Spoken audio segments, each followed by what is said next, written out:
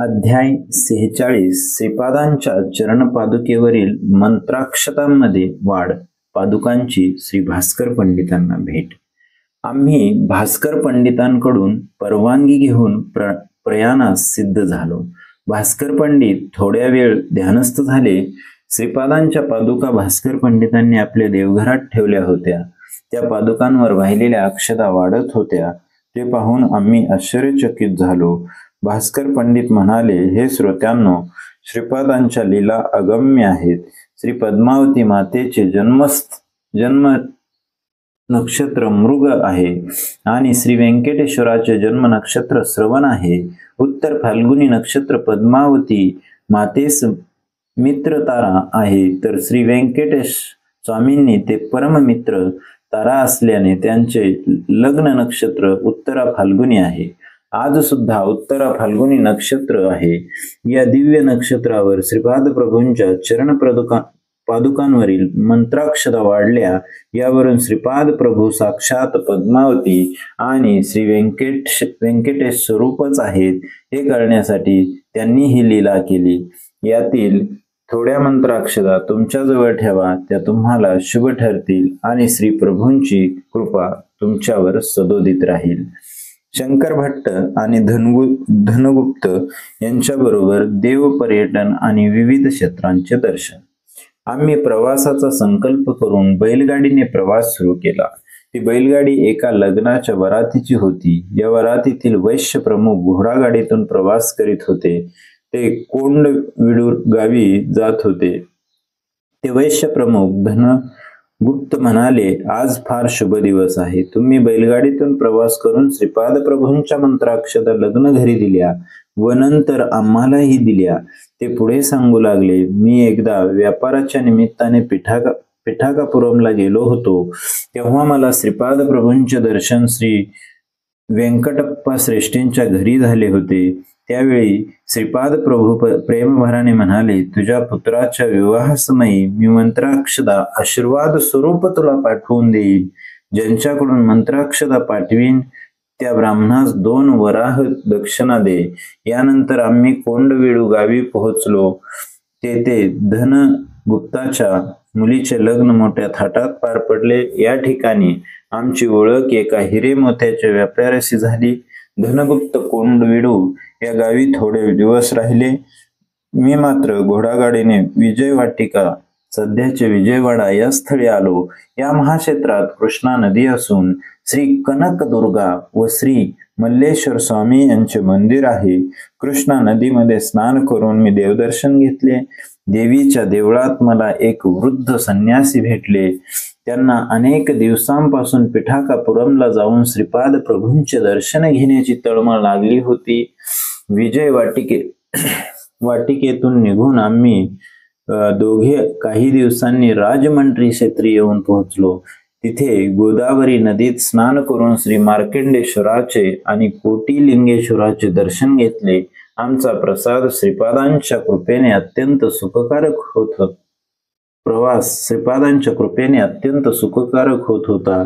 मी माझ्या बरोबरच्या संन्यासाला म्हणालो, थोड्याच दिवसात आपण पिठाकापुरमला पोहोचू.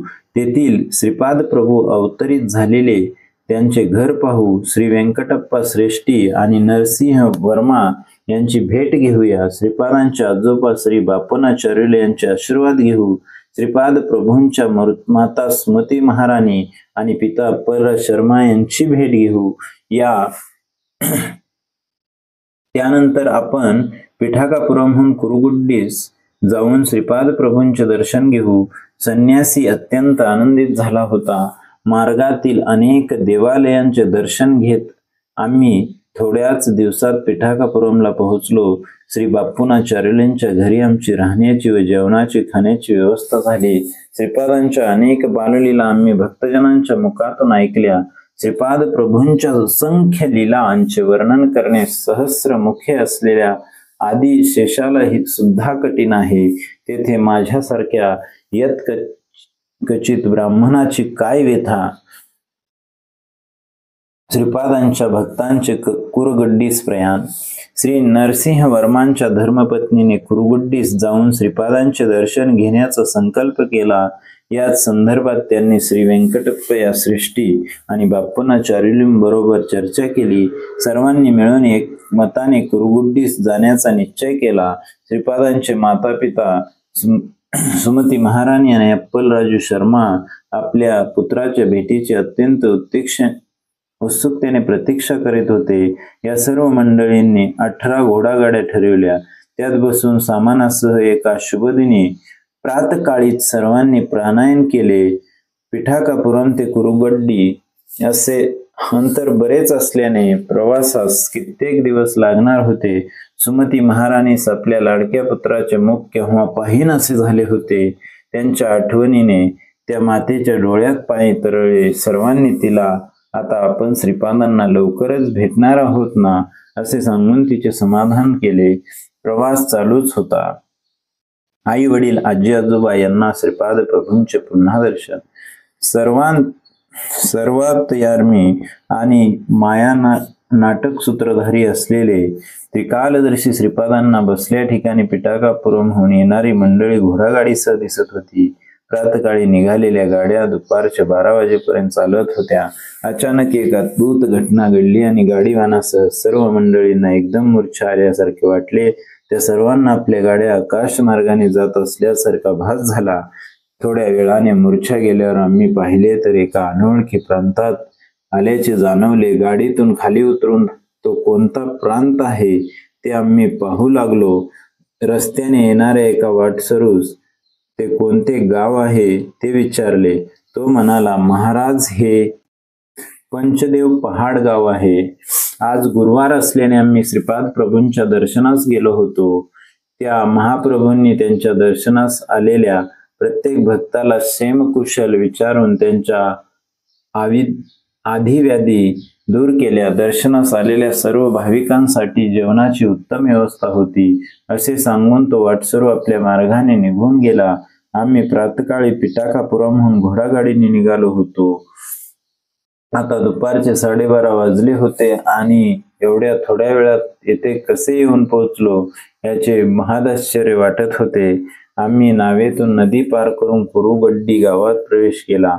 हे स्वप्न आहे का वस्तुस्थिती आहे याचा आम्हाला भ्रम पडला होता, परंतु ही वस्तुस्थिती होती। आम्ही सर्वजण प्रभूंच्या दरबारात गेलो। सुमती मातेने श्रीपादांना मोठ्या वात्सल्य भावाने आपल्या हृदयाशी धरले।